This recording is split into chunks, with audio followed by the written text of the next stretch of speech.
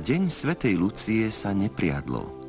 Tento deň sa aj za pohanských čias považoval za posvätný, lebo sa myslelo, že je to začiatok nového roka.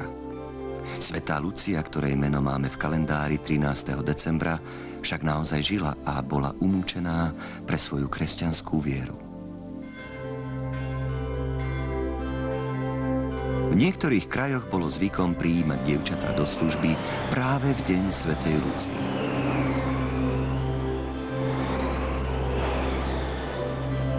Iba lakomej sedliačke a jej dcére Julke nejaká dievka na dvere nezaklopala. Mama, vonku je psí čas. Sotva k nám takto príde?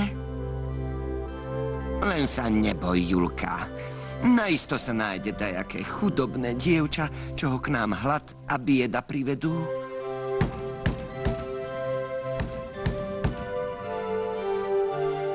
Voľno. Ďalej. Je otvorené. Pán Boh daj zdravia. Ideš do služby? Ako ťa volajú? Anička. Uvidíš, čo skoro sa pozviecha a ty budeš mať slúžku ešte pred svadbou?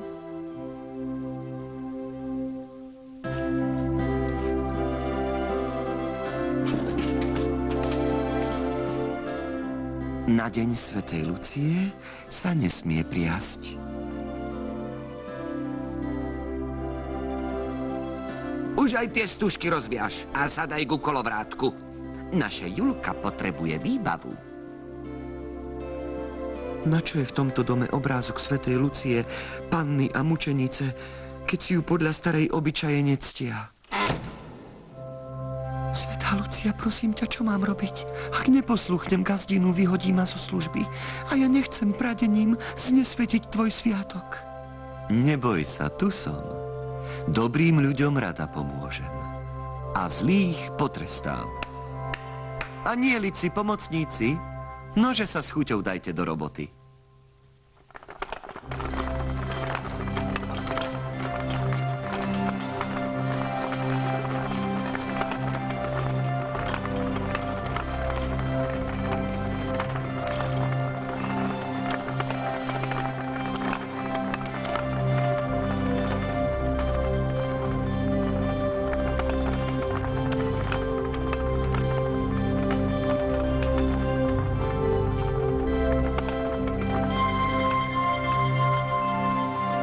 Neďakuj, neurobila som to iba pre tvoje dobro. Tie dve naučím poriadku, len ma neprezrať. Psst. Zlomyselná matka a pyšná dcéra sa tešili, ako vyhrešia novú slúžku za to, že nesplnila ich želanie.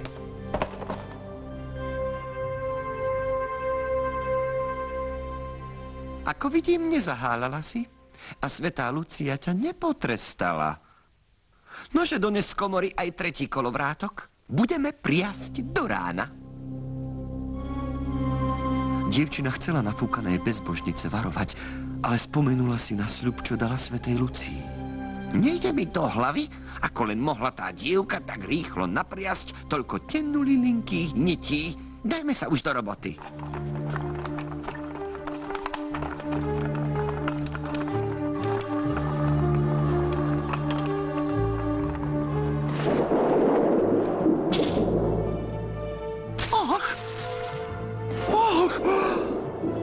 Čo sa to robí?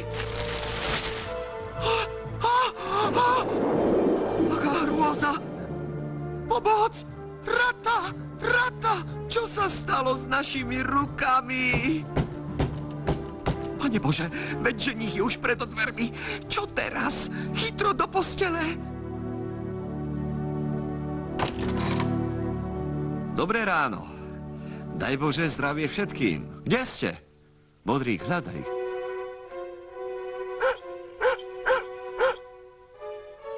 Čože, vy ste ešte nevstali z postele? Čo je to za poriadok? Hej, to by som zle pochodil s takou ženou a svokrou. Už nikdy sem neprídem.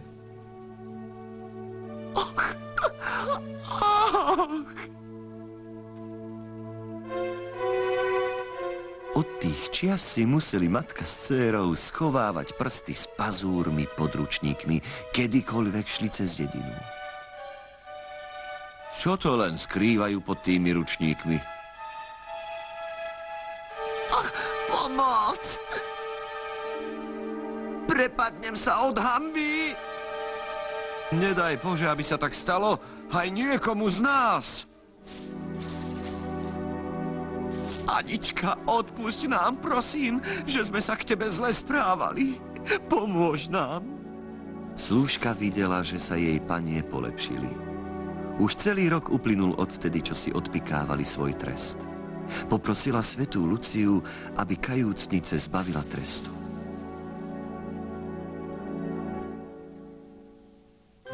Ach!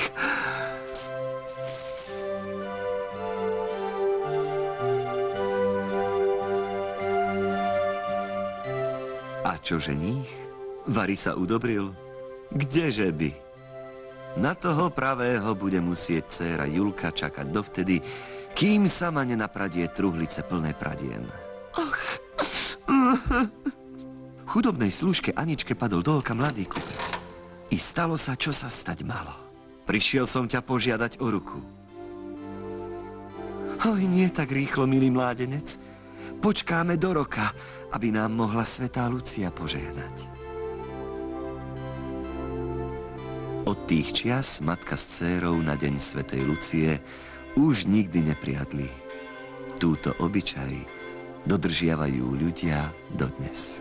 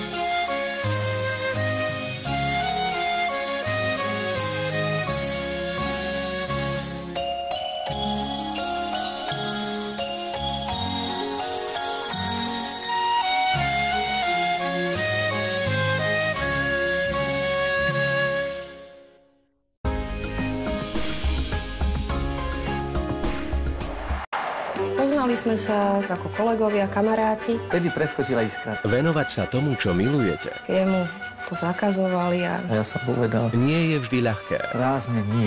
Treba si nájsť svoju vlastnú cestu hneď po svadbe sme vedeli, že teda chceme mať bábätko. a urobiť svoj život Na moje deti som každopádne hrdý. Skrátke, mám výsledky. výnimočným. Vždy som túžila robiť s deťmi, čo sa mi aj splnilo. Každé dieťa absolvovalo v kočíku s nami nejaké koncerty. Família.